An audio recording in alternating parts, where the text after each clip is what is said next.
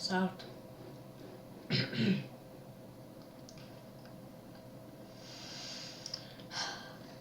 Ok. Ce mai faceți? A, bine, ai gata deja. Mamă, să vezi ce dăm asta. Mamă, ce chef am. Mamă, mamă. Mamă. Bă, menționez, mă. Ia veniți, mă. Ia! Bă, dar vorbesc cam încecă dimineața.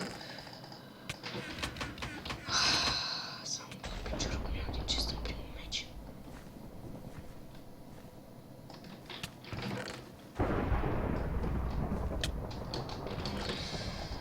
Uite blocul ăsta. Gura mătii. Mitul gestul.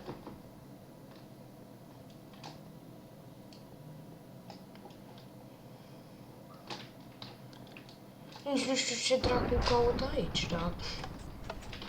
What? Bă, oh. Thank you.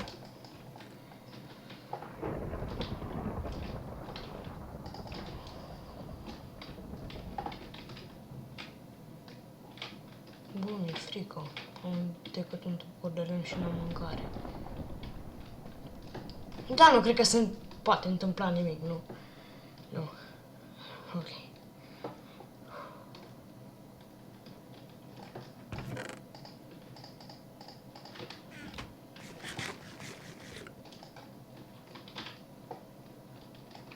Poate că a lăsat Rona.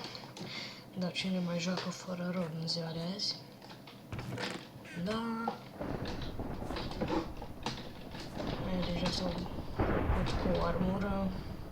Sunt și teamer dacă nu mă înșel. Da. Păi hai pe ei!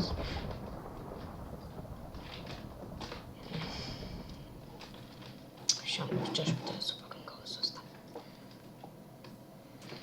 Și putea să joc strategic dacă aș avea un FNS măcar sau un arc. Să-mi bag pula de nu pot să-i ăsta.